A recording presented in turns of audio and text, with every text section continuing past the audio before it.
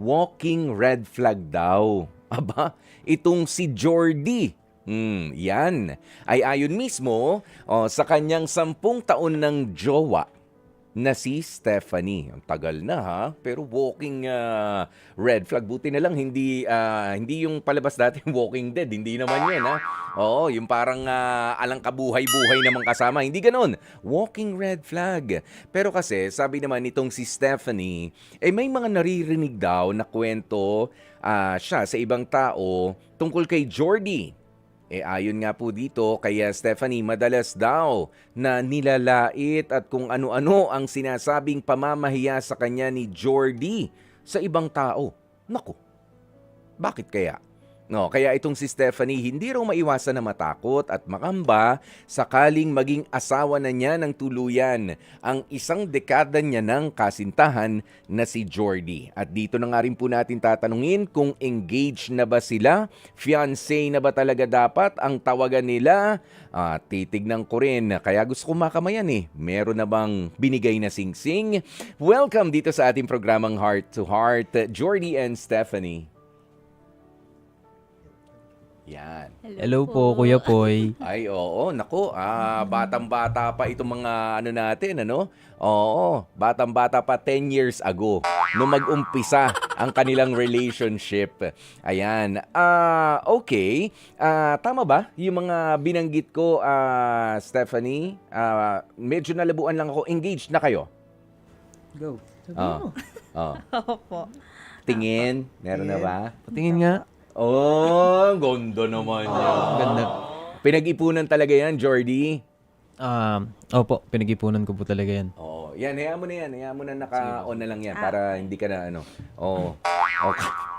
Malikot ang ang likot ng kamay sa sa volume ni Jordy. Sandali, tatayo na nga lang ako. Medyo nahihirapan talaga yung leeg ko. Okay. Kailan ba kayo na engage na dalawa? Na-engage po kami nung... Dapat babae siguro yung sumagot. Ikaw? Nung birthday ko po, nung 2022 po. Matagal na rin. Opo. Okay, sige. At 10 years, ibig sabihin, childhood sweethearts kayo. May pagka, no? Kasi nagkakilala po kami sa sa Angelicum po, sa school po namin dati. Nung 2015. 2015 pa. Opo. Okay, so talagang 1 dekada na nga. At tuloy-tuloy na yon. Meron din mga tampuhan, nag-break din, nagbalikan. Ay, wala po kaming breakup na nangyari. Wala naman. Sige. Kaninong alarm ba yon? Meron yatang alarm. Okay, Stephanie, ano ang nagustuhan mo kay Jordy? Ano yan? Maalaga po kasi siya talaga. Tsaka parang kahit hindi ako magsalita, alam na niya kung galit ako, ganun. Okay. So parang kabisado na kasi niya ako.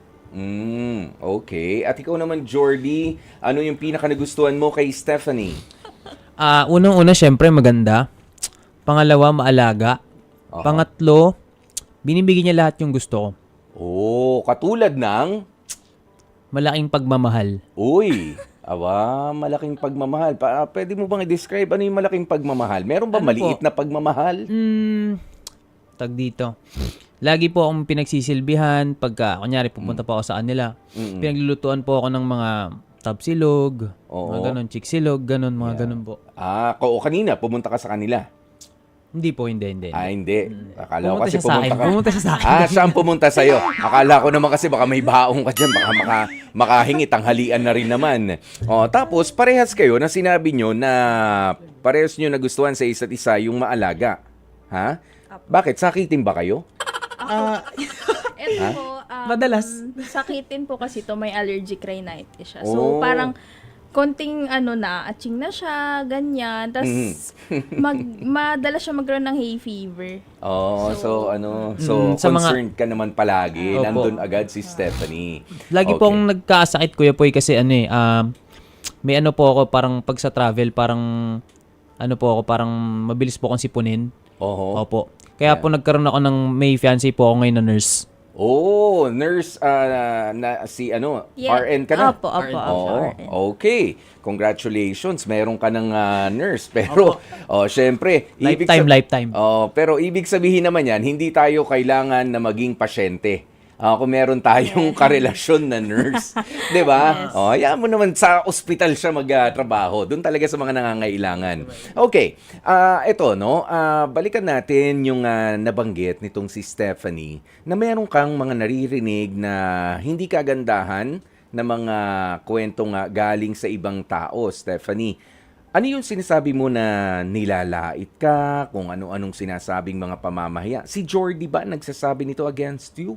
Hindi. Yung mga nagko-comment po sa TikTok account niya, Oh. may mga comments po dun na parang, bakit yung boyfriend mo ang fit, ganyan? Kasi active po yung lifestyle niya. Mhm. Tapos parang, bakit ikaw ganyan ka, ang taba mo? May mga ganun pong comments. Or parang, meron recently na nag-comment nung parang, ang swerteng kumag. Parang ganun. So, parang ako yon, Mhm, parang mhm. pertaining to me. Okay. So, ang reaction ko lang dun is, hindi lang swerte, sabi ko, jackpot. Gumanon ako, nag-comment ako. Tapos parang dinilit niya. Kasi parang medyo napahiya siya dun sa Yes. comment niya. At marami ito na mga ganun. Ano bang ginagawa mo sa Sino mas active sa inyo sa TikTok? Ako po, Kuya Poy. Oo. Nag-entertain ka rin ba ron sa TikTok? Opo, more of ano po yung pinapakita ko po dun, yung mga fits ko, yung actually sa relationship po namin. Kasi matagal na po ako nagpo-post mga yung sa Twitter pa lang po ng mga ng mga showcase ko po talaga yung pagmamahal ko sa girlfriend ko. Oo. At ikaw mismo, sumasagot ka ba doon sa mga basher? 'Di ba? Basher ang tawag natin diyan. Ikaw, dinedepensa mo naman ba ang girlfriend mo or natutunan mo na hindi, wag na lang pansinin 'yan. Sa mga ka-appreciate, maraming salamat. Doon sa mga hindi natutuwa, bahala kayo diyan. Siguro nung una po parang syempre parang nadadala po ako ng emosyon, ganun. Pero nung nakalaunan, parang lagi ko po kasing, kung lagi po akong sasagot sa kanila, parang binababa ko po yung level ko sa kanila eh. So ngayon, parang pinapabayaan ko na lang. Kasi parang gusto ko na lang ipamukha sa kanila yung lifestyle na meron kami tsaka yung buhay na meron kami sa social media. Yun. Nang hindi pinapatuloy yung mga bashers. Parang Okay. pinapakita lang namin na wala kaming pakialam sa inyo, go with the flow lang kami. Oo. Ganun. Nga lang, etong si Stephanie ay medyo nag-uumpisa ng maapektuhan. Medyo yan naman. Sumasagot po siya, emotional sumasagot. kasi ako. Oo. Emotional po ako sa mga ganun. Parang, baka ganun nga yung tingin nila sa akin. May mga ganun po kasi akong parang kung ano yung nakikita ng tao, baka nga yun yung reflection ko sa kanila. Parang sinasabi niya lang, wag ko pansinin. Parang, laging ganun. Parang, baliwalain ko sila kasi hindi naman sila dapat yung pinapansin. Dapat yung pinapansin is yung kung sino yung nakaka-appreciate sa akin. Yes, kung sino yung kasama mo, o kung sino yung naka-appreciate sa inyo. Yan, yung mga ganyan dapat, yung, ideally, ganun naman. Nga lang, sa buhay natin ngayon, paminsan-minsan makapapasilip ka rin eh. Hindi mo naman pwede na, dinidisable, di ba? Yung mga comments, yung mga ganun. Pero minsan nagbablock po talaga ako eh. Pwede rin naman. Kasi lalo ang na dami po kapag kasi off talagang na. kuya po yung mga insecure talagang tao.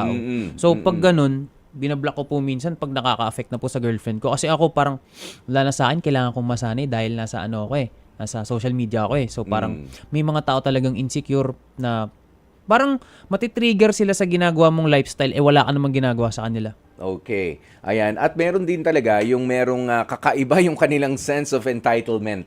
Diba? Yes, Na yes, para yes. bang lahat na lang ang pwede kong sabihin. Bakit? Inilagay nyo yan dyan. Pwede kong sabihin to. Ayan. To the extent na wala akong pakialam kung masaktan ka. Sabi mo nga, Stephanie, binabash ka sa hugis ng katawan mo, sa timbang mo, lahat na ng panlalait. 'Di ba? Na swerte ka at bakit? Ganun ba kagwapo itong si Jordy? Sigurado. Ha? Kay Stephanie. Sa paningin ko po. Jordy, ako ba Tingin niya tinanong mo na? Naku, Di ba? baka magkasamaan pa tayo ng loob kapag sumagot ako dyan, Jordy. Siyempre, ako ang gwapo rito. Ako host dito eh. Hindi, pero biro lang yan. Pero di ba, ganyan yan eh. Lahat naman ay subject sa kanilang mga opinion. Nga lang, meron ding hangganan. Yung, Tama. yung lahat. Kailangan ding at some point ay tumigil. Ayan, pero sa ngayon, ayan, dahil nga engaged na kayo from 2022, nagpe-prepare na rin kayo na magpakasal? Bakit parang nagpe-prepare na ba? Parang natawa ka, Jordy. Hindi pa po. Hindi pa naman. Hindi ba? Hindi pa naman po nag-prepare kasi may plano pa po kami na gagawin. Baka hindi po siguro dito sa Pilipinas, baka sa ano. Hindi pa Mga ibang actively lugar. hindi pa actively preparing para sa wedding. Hindi pa po. Ayan, pero wala naman kayong duda na ito si Stephanie sabi niya parang natatakot siya, nangangamba na baka pagka raw naging mag-asawa na kayo,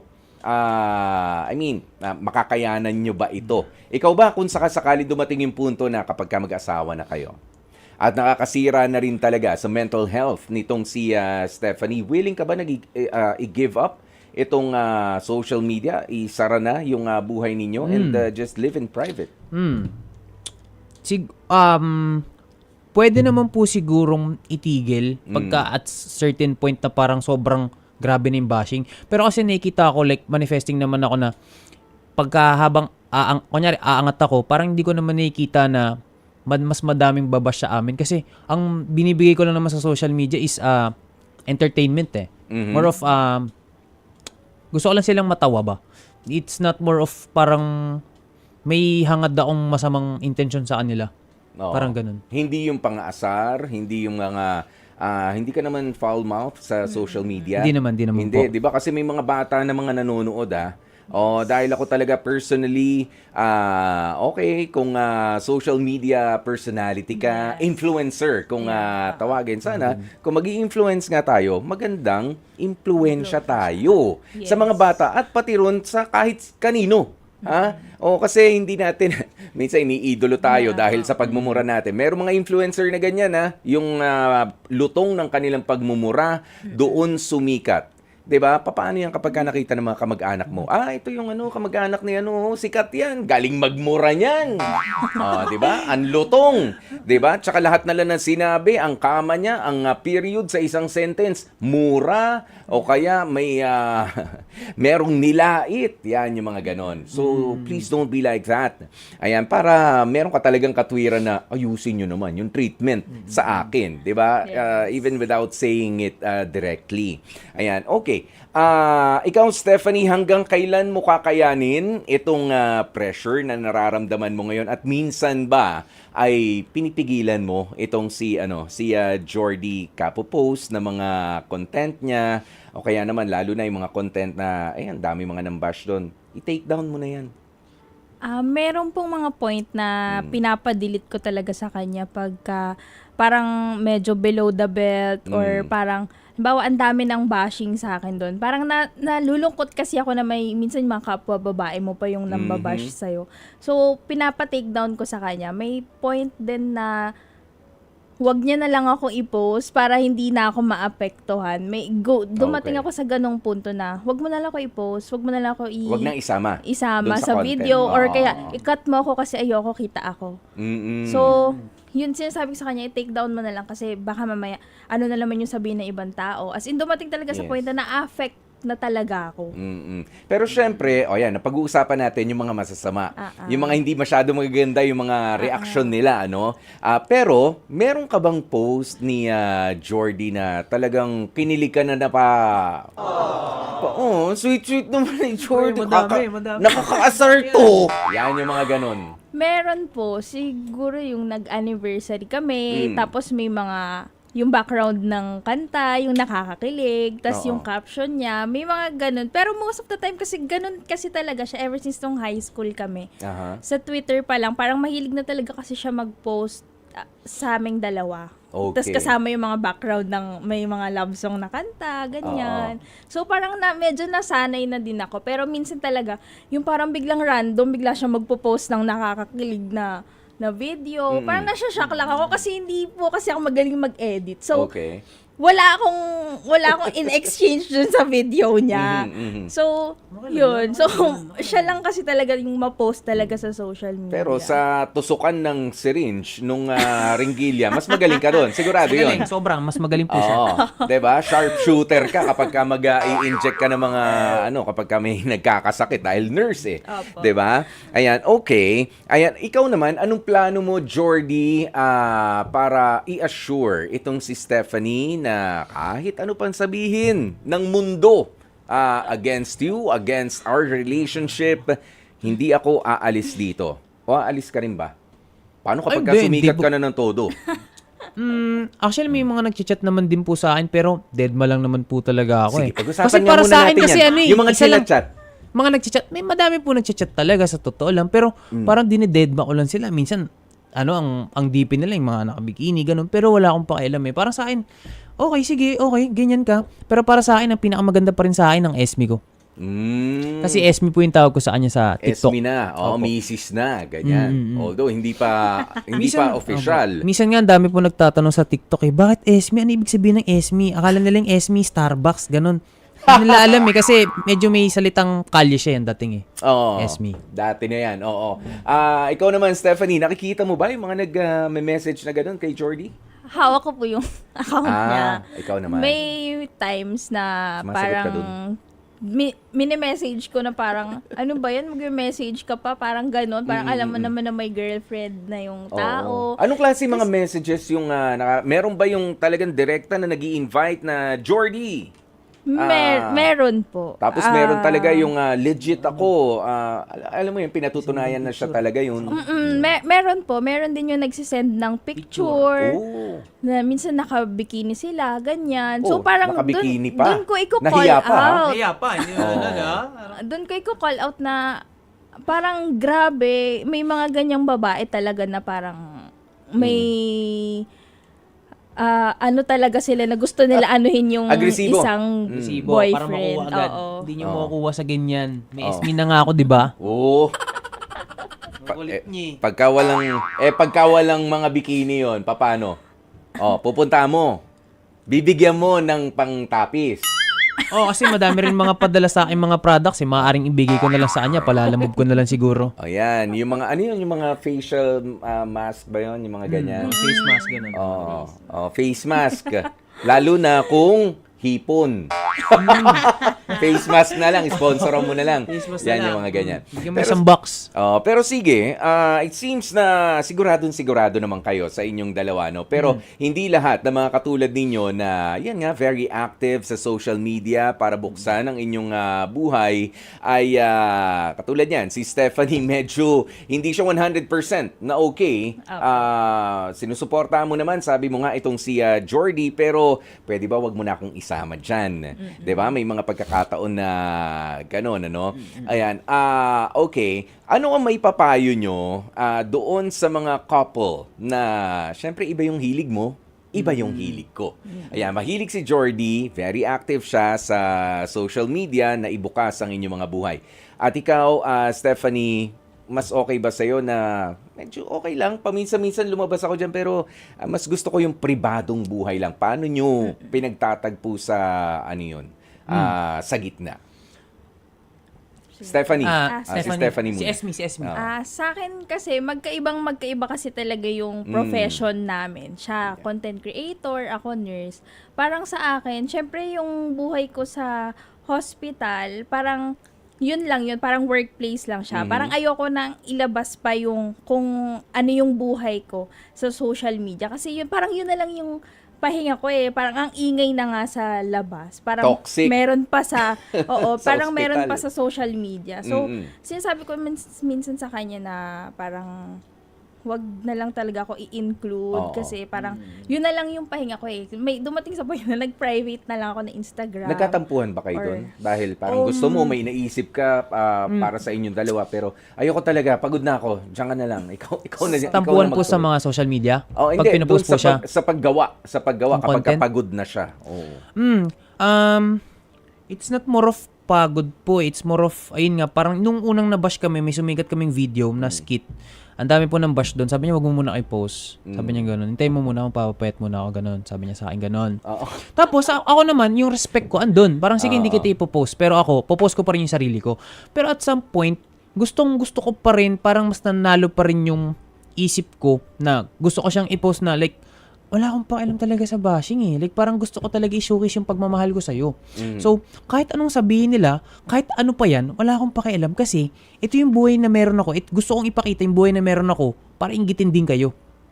Yung buhay na meron ako. Kung insecure ka, mainggit ka. Yun. Tapos, eto Kuya Poy ayaw niya na po magpa-post. Tapos one time, nag-post po ulit ako. parang nag-gain din siya ng traction. And then from there, ang sa akin naman, nang hindi ko sinasabi sa kanya, gusto kong ilabas yung confidence niya. Yung confidence niya, kasi lagi siyang fat shame, ganun. So, ako, parang, ayoko na lang sabihin sa kanya, through actions na lang na gusto kong ibalik yung confidence mo. Na ngayon, at some point, mas madalas na siya sa akin mag-live sa TikTok. Kesa sa'yo. Kesa sa akin. Kesa sa'yo. So, na-enjoy niya na. Na-enjoy niya na po. Yun yung Okay. gusto kong malabas sa kanya. Oo. Pero Kasi maganda siya. not necessarily pinilit ka, Stephanie. Kumbaga, you just learn to enjoy Yes. yung Opo. na ikaw na lang yung gumagawa. Hindi ka kailangang hilahin pa. Kasi minsan Okay. hindi Para ko nagiging angle outlet yung... mo na rin. Naging outlet mo na. Nagka-thirst trap na rin po siya sa TikTok minsan. Nag-ano? Thirst trap. Ano yun? Yung parang nagdi-lip-sync lang po siya sa camera. Tapos may kanta. Aba, baka mas marami na siya followers sa'yo. Dami nga rin pong views eh. At di ba? na-appreciate na rin po siya ng mga tao. Di ba nga? May fanbase na rin po pala. Basta yun naman ang importante, 'di ba? Yung walang pilitan, walang persahan na gawin mo 'to. O kapag ka ayaw, di ayaw. 'Di ba? Kapag ka nahihiya pa, di nahihiya. Pero minsan sundot tayo, ganyan. I-enjoy sumusunod. natin. Kasi mahalaga, 'di ba, na alam ninyo yung magkaroon kayo ng common ground, 'di ba? Ng jowa, meron kayong bonding time na parehas nyong na-enjoy talaga genuinely. Hindi yun na-enjoy mo kasi mahal ko si Stephanie kaya enjoy ko na lang. Pero ikaw ba, Jordy, dahil nga parang mas napaka-active mo, okay, sa mga gimmick na ganyan. Ikaw ba natatanong mo si Stephanie kung ano lang yung gusto niyang gawin? Napagbibigyan ba siya in return? Stephanie, ikaw ba napagbibigyan na gusto ko lang ng tahimik muna, patayin mo na muna lahat ng mga gadgets natin, mag-usap lang tayo ng seryoso, lumabas tayo, walang cellphone, walang video, usap lang tayo, na tayo lang. Yes. Sa akin po, kasi mostly sobrang ano ko po like parang sobrang gumagawa ako ng content na hindi ko na mamalayan na minsan pa nagka-travel kami nito, bigla niyong sasabihin na, puro ka nga content eh. Ganon, sasabihin niya sa akin. Tapos from there, doon ko may realize na okay, sige, time out muna tayo sa content. Usap muna tayo, like, ano muna tayo, bonding. Tapos hahanapan ko na lang kung kailan ko ilulugar yung pagko-content ulit. Ganon. Kasi pero like, minsan kasi like on the spot, pumapayag na siya eh. Kasi may mga ano talaga kami like fan base na talagang mga sumusuport sa amin na wag na kayong maghiwalay, sana hindi pa kayo mamatay, ganon. Uy! Mga ganon. Sana hindi pa Mga ganon mga comment, ganon. Okay. As at inaabangan po pala kami dito nila Kuya Poy sa ano. Sa Heart to heart. Oo. Ayan. Oo naman. Mamaya babatiin natin sila. Ayan. Pero ikaw, Stephanie, siguraduhin lang natin, hindi ka napipilitan minsan. Gusto mo lang ng katahimikan. Gusto ko tayong dalawa lang. Narinig kita. Gusto ko lang tignan ka ng mata sa mata. Iba pa rin kasi yung pag-uusap eh. Na nakikita kita na parang tagos doon talaga sa kaluluwa mo. Lahat ng sinasabi ko, lahat ng mga plano natin, nang hindi na nila nakikita pa. May mga ganong moments naman kami, lalo na kunwari pag kauwi galing work, parang gusto mo lang ng tahimik na buhay na please, wala mo ng social media. Oo. Pag nagde-date kami, may ganun din naman na moments na makain lang kami, Yes. heart to heart lang, ganyan. So, may mga ganun din namang scenario na hindi lang puro TikTok videos, hindi lang naman puro ganun. Yan, hindi umiikot Kailangan ang kasi mundo balance. nyo. Yes, hindi umiikot ang mundo kasi sa mental health din natin minsan tinitignan natin, kumusta kaya itsura ko, kumusta kaya yung dating ko sa video, ano kaya masasabi nila? Well, in fact, nakakalimutan mo nang i-consider ano ba nasasabi na sa akin ng partner ko. 'Di ba? Hindi mo na naririnig. Ay hindi, sulat mo sa comment section para mabasa ko. 'Di ba? Uy, kakain na tayo. Yung iba ganyan, sa sobrang tutok na, 'di ba? Uy, kakain na tayo. Tinatawag ka na, hindi iniintindi. Kasi sanay na yung utak nila na sa comment section yung ano ko nandun yung cue ko kung ano na ba susunod kong gagawin 'di ba? May mga ganyan. Huwag naman sanang umabot sa ganun.